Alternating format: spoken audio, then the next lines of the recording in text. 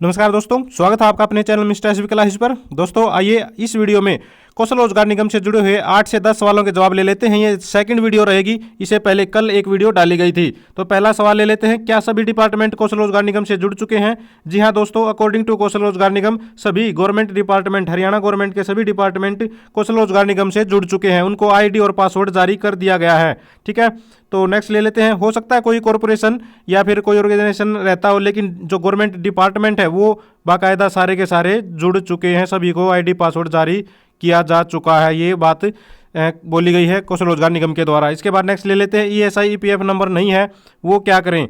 तो इस विषय पर मैंने एक वीडियो बना दी थी, छोटी सी 1 से 1.5 मिनट की है, उसको आप देख लेना।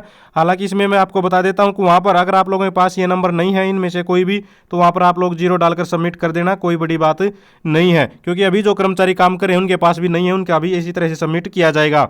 तो नेक्स्ट ले लेते हैं, जो कर्मचारी प्रतिदिन के हिसाब से काम कर रहे हैं उनका क्या होगा? यानी कि पर डे पर जो कर्मचारी काम कर रहे हैं, तो पर डे कर्मचारी के लिए अभी तक इस तरह का कोई डिसीजन वहां पर नहीं लिया गया है। भविष्य में इसके बारे में भी जरूर डिसीजन लिया जाएगा। अभी नेक्स्ट जो मीटिंग होगी उसमें इसके बारे में चर्चा की जाएगी। तो पर डे कर्मचारियों का भी कोई हिसाब किताब कौशल रोजगार निगम में नहीं है। ठीक है, तो नेक्स्ट ले लेते हैं, टीए मेडिकल लीव की सुविधा मिलेगी? तो अभी तक इसमें कुछ चीज़ें तो थोड़ी थोड़ी सी क्लियर हुई हैं, लेकिन पूरी तरह से क्लियर नहीं हुई हैं। अभी इस विषय पर एक नया जो है लेटर जारी किया जाएगा सीएस हरियाणा की तरफ से, चीफ सेक्रेटरी हरियाणा की तरफ से।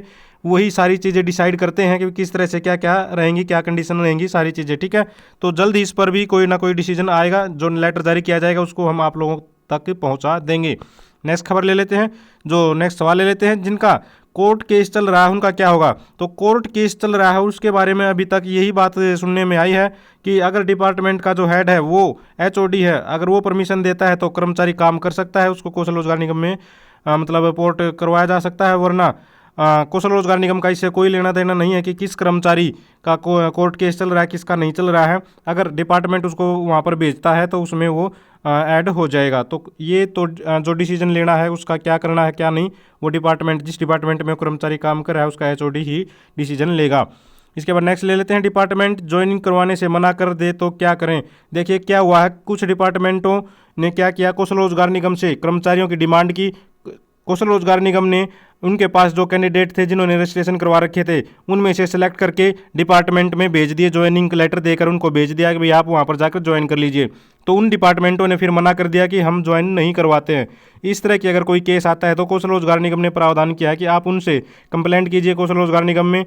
बाकायदा उस कर्मचारी को, उस अधिकारी को जिम्मेदार ठहराया जाएगा, उसके खिलाफ एक्शन लिया जाएगा कि आपने जो डिमांड भेजी थी तो आपने रीजन क्यों नहीं बताया कि हम क्यों नहीं ज्वाइन करवा रहे हैं। तो उस अधिकारी को जो मना कर रहा है ज्वाइन करवाने से उसको एक रीजन देना पड़ेगा, लिखित में देना पड़ेगा, भाई हम इस वजह से इसको ज्वाइन नहीं करवा रहे हैं। ठीक है, तो इस तरह से डायरेक्ट बगैर किसी रीजन के मना नहीं कर सकते, कर्मचारी को ज्वाइन करवाना ही पड़ेगा। तो वो अपने शिकायत कर सकते हैं। ठीक है, नेक्स्ट ले लेते हैं, जिसकी सैलरी 30,000 से ज़्यादा है उनका क्या होगा? कल मैंने आप लोगों को बताया था कि अभी जो कौशल रोजगार निगम ज्वाइनिंग करवा रहा है, जिस पोस्ट पर कैंडिडेट को भेज रहा है, वो सिर्फ उन्हीं पोस्ट पर भेज रहा है जिनकी सैलरी सिर्फ 30,000 तक ही रुक जाती है। 30,000 से नीचे नीचे की सैलरी के कर्मचारी ही वो ज्वाइन करवा रहा है। ठीक है, तो उसके बाद ये सवाल बार बार पूछ रहे थे कैंडिडेट, उससे आगे वालों का क्या होगा जिसकी 30,000 से ज़्यादा सैलरी है? तो अभी तक इस पर कोई डिसीजन नहीं लिया गया है। जिसकी सैलरी 30,000 से ज़्यादा है, जो जैसे काम कर रहा है वो वैसे ही करता रहेगा। 30,000 से ज़्यादा अगर किसी की सैलरी है तो अभी तक कौशल रोजगार निगम ने कोई भी इस पर निर्णय नहीं लिया है। ठीक है, एक और सवाल इसी से संबंधित पूछा था कि ये जो 30,000 आप बता रहे हो, क्या ये फैमिली आईडी की इनकम है या फिर जो है सैलरी है? तो ये सैलरी है, सैलरी। ठीक है, थोड़ा सा ध्यान से आप लोग सुनिएगा तो आप लोगों को क्लियर हो जाएगा। इसके बाद बिना बजट के कोई भी अपॉइंटमेंट नहीं होगी। जी हाँ दोस्तों, जब कोई भी अगर डिपार्टमेंट कौशल रोजगार निगम के पास अपनी रिक्वायरमेंट भेजता है कि हमें कर्मचारी चाहिए है,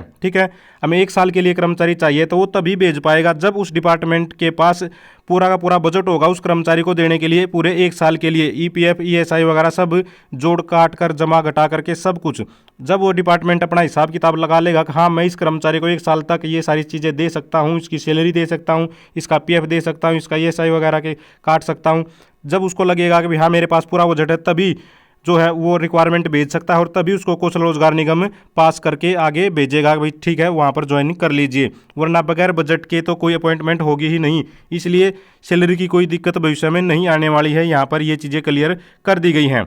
इसके बाद ये भी बार बार पूछा जा रहा है जो डाटा एंट्री ऑपरेटर है क्लर्क है उसको क्या ये टेस्ट पास करना पड़ेगा जो हार्ट्रॉन लेता है SETC का?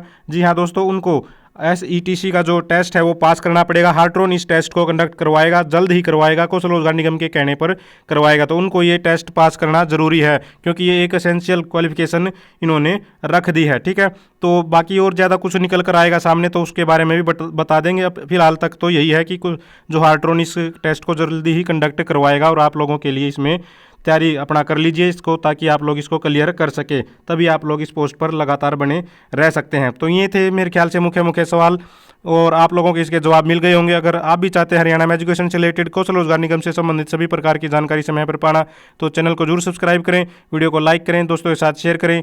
Thank you very much.